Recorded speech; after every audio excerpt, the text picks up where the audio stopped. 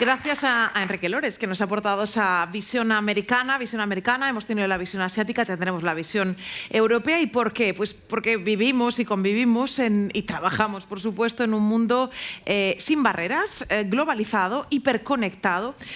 Y claro, en un mundo así, impulsar la internacionalización implica tener en cuenta aspectos profundos, aspectos como los geopolíticos, los geoeconómicos, porque realmente van a tener una influencia directa en el resultado.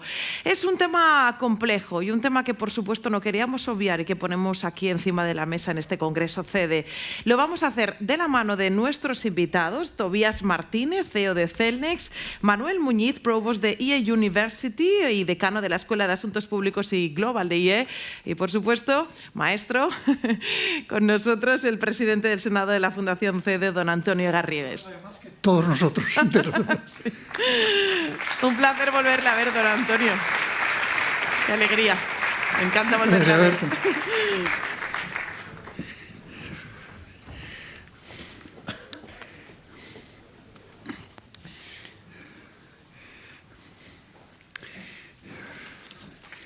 Pues ya sin más, ¿no? ¿Empezamos? Yo creo que sí, ¿no?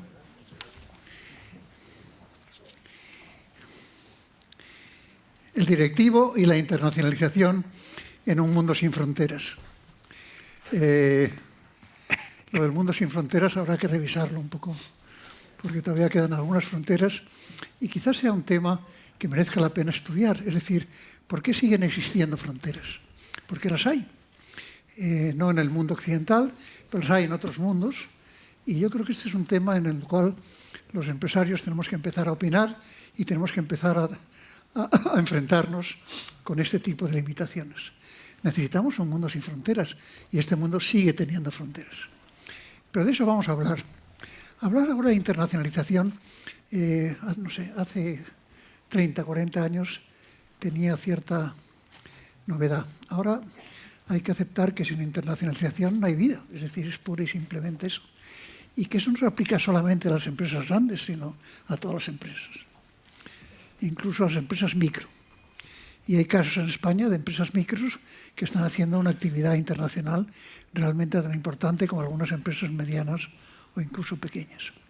Aún así, aceptemos que en el mundo empresarial la idea de que estamos en un mundo global y que nuestra mente tiene que ser global y que tenemos que tener mucha más audacia y mucha más capacidad de expansión, yo creo que eso es un tema que todavía está pendiente. Yo creo que si nos comparamos con otros países, tanto europeos como Norteamérica o como China, nos damos cuenta de que su proceso de internacionalización es bastante más fuerte.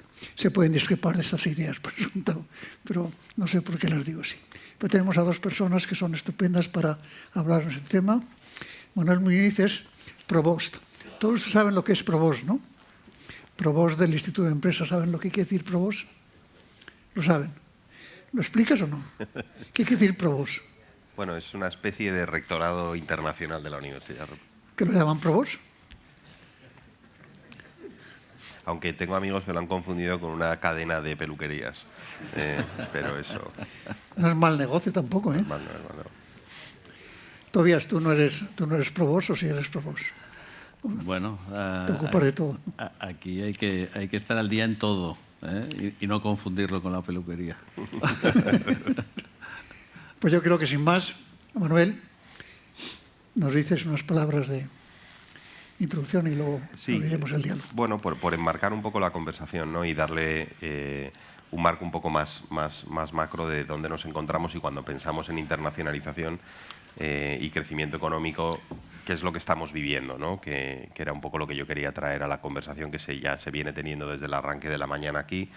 Y lo dividiría cuando uno mira la economía global, y yo justo acabo de abandonar el Ministerio de Asuntos Exteriores, donde estábamos intentando entender la dirección en la que se desplazaba la economía global. Yo creo que ha habido tres grandes hitos, tres grandes ventanas que explican dónde nos encontramos hoy y hacia dónde vamos, ¿no?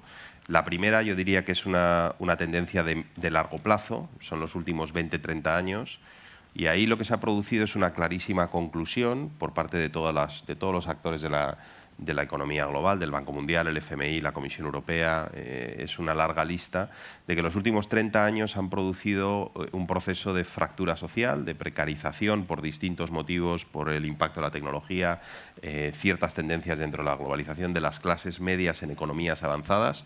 No os voy a aburrir con datos, pero realmente son muy llamativos los datos y es muy claro ya el consenso a nivel global de que el modelo productivo económico anterior estaba produciendo esa fractura y que esa fractura económica tenía consecuencias políticas. Por intentar resumirlo en una frase, el vaciado del centro de nuestra distribución de rentas, o sea, la precarización de nuestras clases medias, está produciendo el vaciado del centro del espectro político en buena parte del mundo y por eso vivimos las turbulencias políticas que vivimos en muchos países, ¿no? Hay una tendencia, eso es a largo, 30 años, os garantizo que el consenso de este diagnóstico es muy amplio en los organismos internacionales y en ministerios de economía y otros. Hay una tendencia a medio que es muy significativa y sé que hay mucha gente del sector financiero en la sala, que tiene que ver con un cambio en el rol de la banca central y del mandato de los bancos centrales. Parece particular o anecdótico, pero es realmente trascendental. Se están desplazando de una política de estabilidad en precios y contención de la inflación a lo que ellos llaman estabilidad macroeconómica, que básicamente es empleo y crecimiento, y eso ha producido una política monetaria muy activa, un reforzamiento de las políticas que ya se implementaron con la crisis anterior. Y el tercer gran hito, que es en el corto, es la COVID, ¿no? Y la enorme preocupación que la pandemia genera en todos los gobiernos de nuestro entorno, de que la pandemia agrave las brechas socioeconómicas. Y en un estudio preliminar, si uno miraba el posible impacto de la pandemia, uno veía que ese impacto podía ser realmente muy desigual, ¿no? Iba a afectar a las familias monoparentales de manera muy significativa, a entornos rurales con poco acceso a servicios públicos, el empleo precario. Por cierto, en España, 2/3 partes del empleo que se ha visto desplazado por la pandemia era empleo ya de por sí de corta duración o baja remuneración. Si uno suma estos tres hitos, en el corto, en el medio y en el largo, en el largo, en el medio y en el corto, entiende lo que estamos viviendo. Y lo que se está viviendo es un cambio en el paradigma de la política económica internacional. Una ampliación de la política monetaria, una expansión muy significativa del margen fiscal de los estados. De hecho, los estados, muchos están financiando ahora mismo a tipos negativos. Un activismo en la economía por parte de lo público generalizado, no solamente aquí, en Estados Unidos. Si uno ve la escala de la respuesta fiscal de esta crisis de la COVID comparada con la de la crisis financiera del 7-8, estamos hablando de 4, 5, 6 veces el volumen de estímulo fiscal. Una política fiscal muy dirigida a clases medias y al sostenimiento de esa demanda. Y esto va a ser así sostenido en el tiempo. Entonces, cuando uno piensa en internacionalización, en el rol del sector privado, mucho esto se va a tener que hacer de la mano de las empresas, como se está teniendo que hacer aquí. Tiene que tener esto en cuenta, porque en el fondo se está dejando atrás el consenso de Washington a nivel global de ortodoxia económica, contención de gasto público y otros, por un Estado y una política pública mucho más activa, ¿no? Yo creo que ese es el telón de fondo de esta conversación. Esto tiene implicaciones muy importantes para todos los actores económicos y para las empresas, y creo que no es algo coyuntural, accidental, particular o que solamente se esté viendo en España. Creo que vivimos en estos momentos, según estamos todos aquí sentados y teniendo esta conversación, vivimos el rediseño del paradigma de política económica global, y eso tiene implicaciones muy importantes, ¿no?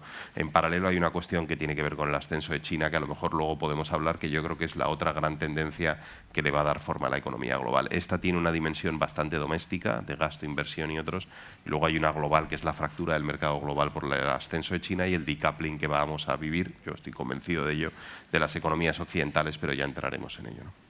Pues muchísimas gracias, Manuel. En efecto, hablaremos de China, hablaremos también de Japón y hablaremos también un poco de la economía en la cual no sé por qué España tiene una presencia escasa.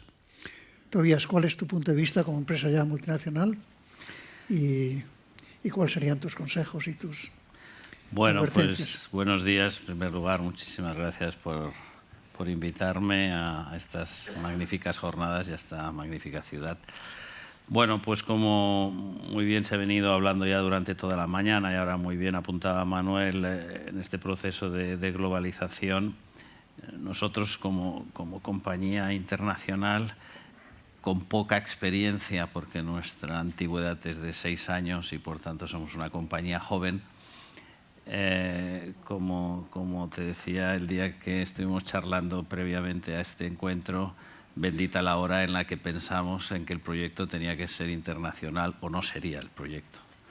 Entonces yo creo que ha habido un proceso a lo largo de los años donde las compañías, sobre todo en España, hemos ido saliendo y ya hemos concebido los proyectos no solamente en el ámbito nacional, sino que hemos pensado que el mundo globalizado nos llevaba a tener que estar realmente en el mundo y que teníamos que competir en el mundo y que si teníamos una buena propuesta y éramos capaces de innovar en nuestro país, ¿por qué eso no era bueno más allá de nuestras fronteras? Yo creo que hemos vencido en gran parte ese complejo que también culturalmente o históricamente habíamos podido tener.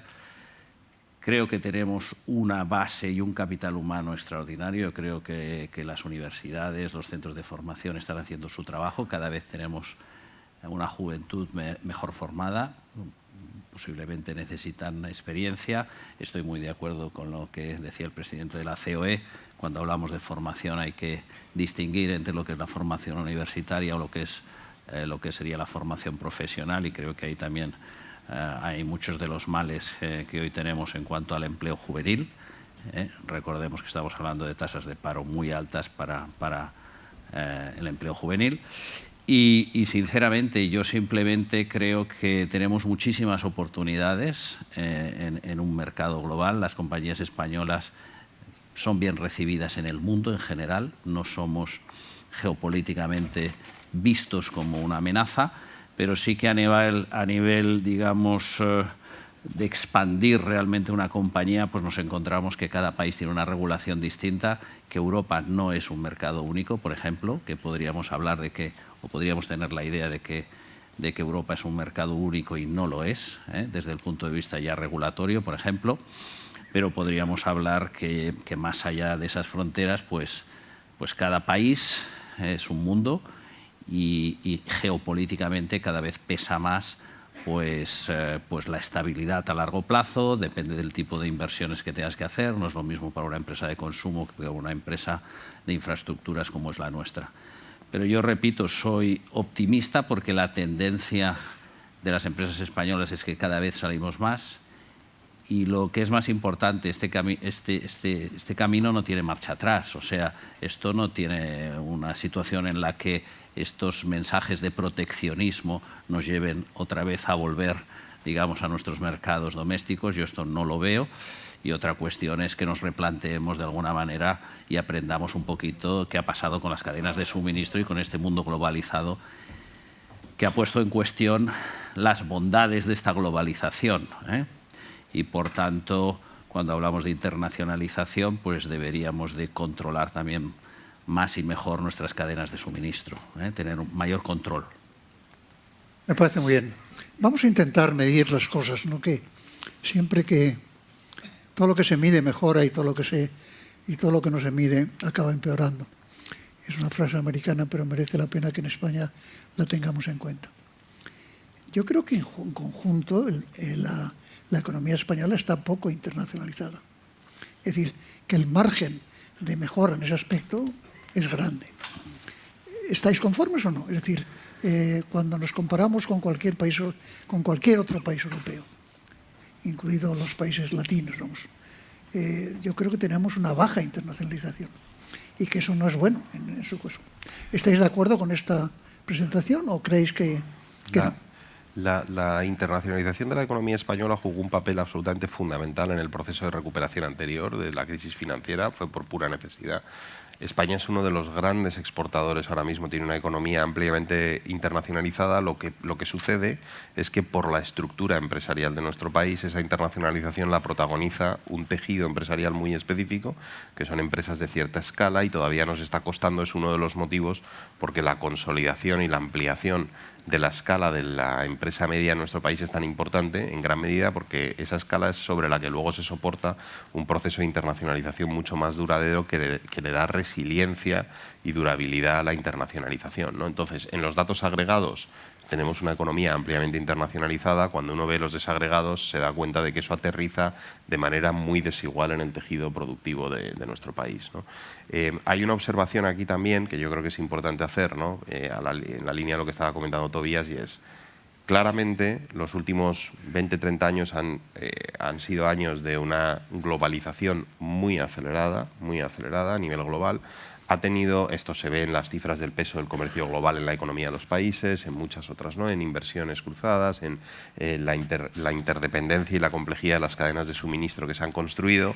Ese proceso, por cierto, ha tenido una serie de características que son sorprendentes. Por ejemplo, se está produciendo, y esto ya lo sabemos, es un producto de esa globalización, un proceso de concentración de talento, de transferencia y de crecimiento económico en polos geográficos muy concretos, principalmente en grandes ciudades, que es las que concentran esos procesos de transferencia. Eso en este país produce un fenómeno, entre otras fuerzas, pero esa es clave, que estamos denominando la España vaciada, pero si uno mira el mapa en Estados Unidos o en el Reino Unido hay una pulsión de concentración geográfica, o sea que esa globalización va acompañada también de una concentración. También va acompañada, por cierto, sobre todo en los mercados tecnológicos y digitales, de fuerzas oligopolísticas, porque son mercados que tienen una clarísima tendencia por procesos de escala y de datos a la concentración. Entonces, plantea retos, esa globalización, importantes a nuestro país.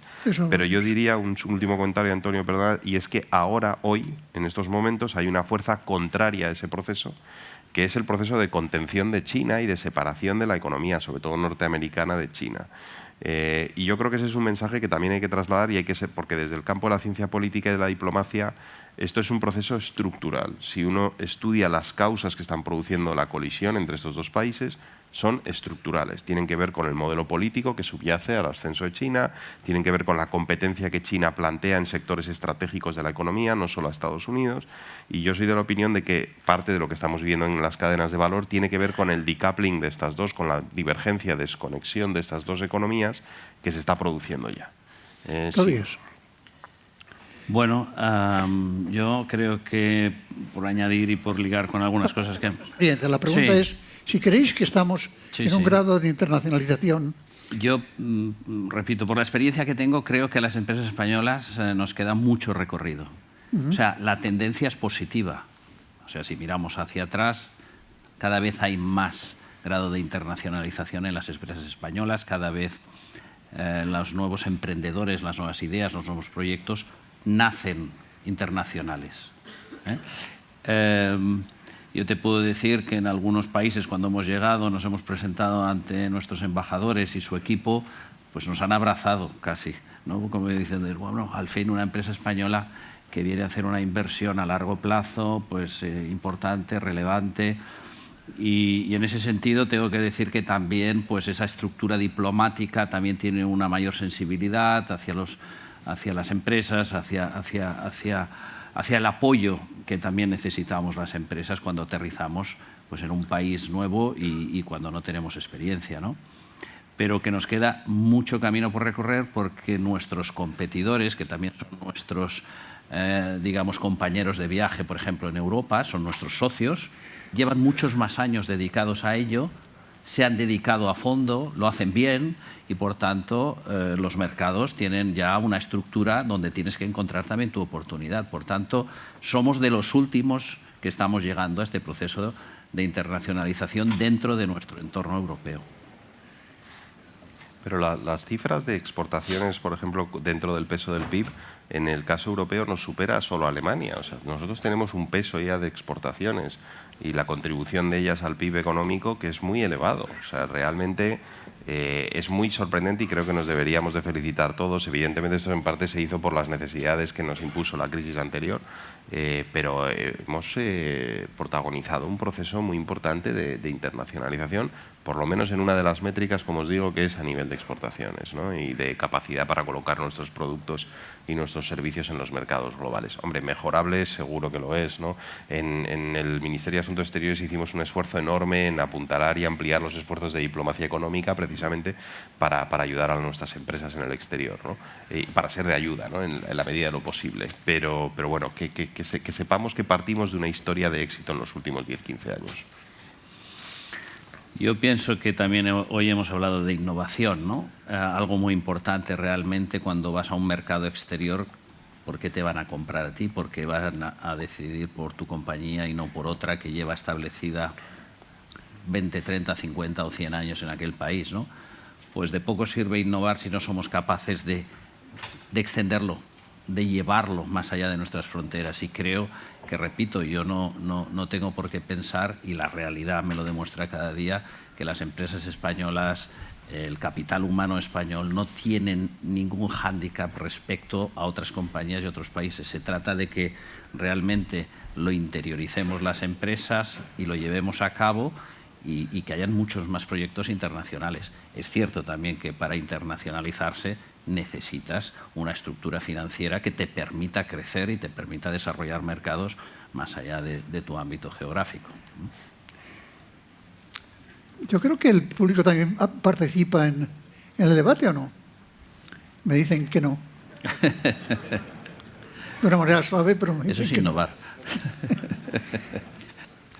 En fin, si alguien tiene la necesidad, yo estoy dispuesto a violar las reglas comunitarias. El tema de la concentración de poder económico. Estamos observando, como consecuencia de la globalización, fenómenos de concentración de poder económico. ¿No es preocupante esto? Bueno, estamos observando una cosa que yo creo que también es relevante para las personas que están en esta sala, que es la que comentaba con anterioridad, ¿no? Que es el entorno empresarial ha vivido un proceso de división. Estos son datos de la OCDE, ¿no? El crecimiento en productividad de los últimos 15-20 años ha estado muy concentrado en un número muy reducido de empresas, el entorno del 5%. La OCDE las denomina Frontier Companies, son empresas de escala que utilizan tecnologías de manera sistemática, que se benefician de estos efectos de escala, de red y de otros, y esas empresas en la última década vieron un crecimiento de productividad del entorno del 30%, que para los que sigáis este debate es una auténtica barbaridad. El resto de empresas no vio prácticamente crecimiento en productividad, ¿no? Esto es una tendencia, yo creo, preocupante, porque lo que te dice es que nos vamos hacia mercados oligopolísticos, que hay una falta de competencia. Si uno ve otro dato, por ejemplo, los americanos lo llaman el rate of churn, que es el número de empresas que se crean y fallecen en la economía, ¿no? Que te da una idea del dinamismo de la economía. Está en el nivel más bajo en la economía americana de los últimos 40 años. Eso significa que hay una osificación del tejido económico, en un número de empresas reducidas que capturan el crecimiento en productividad, son más competitivas, capturan mercados. O sea, tenemos un problema de competencia en la economía. La respuesta, yo creo que de forma muy clara, contundente, yo creo, y los datos son bastante claros, es que sí, tenemos un clarísimo problema de concentración. Y yo creo que una de las cosas que vamos a vivir los próximos años, aparte de las correcciones en fiscalidad y otras que van a venir, va a ser un rediseño de la política de competencia para poder atender estos casos tan claros de concentración de capacidad, ¿no? La gran diferencia en esta materia entre Estados Unidos y Europa es que en Estados Unidos, cuando una empresa llega a un grado de penetración en el mercado superior al normal, en el sentido que tiene una posición oligopólica, está cometiendo un delito. Y por tanto, ella tiene que corregir ese mismo fenómeno. Ahora, por ejemplo, en Estados Unidos se ha prohibido la fusión de dos empresas, pues porque generaban una situación de monopolio, ¿no? En cambio, en Europa, en ese aspecto, yo creo que estamos poco avanzados también, que el fenómeno este de la concentración de poder económico es un fenómeno importante que deberíamos vigilar.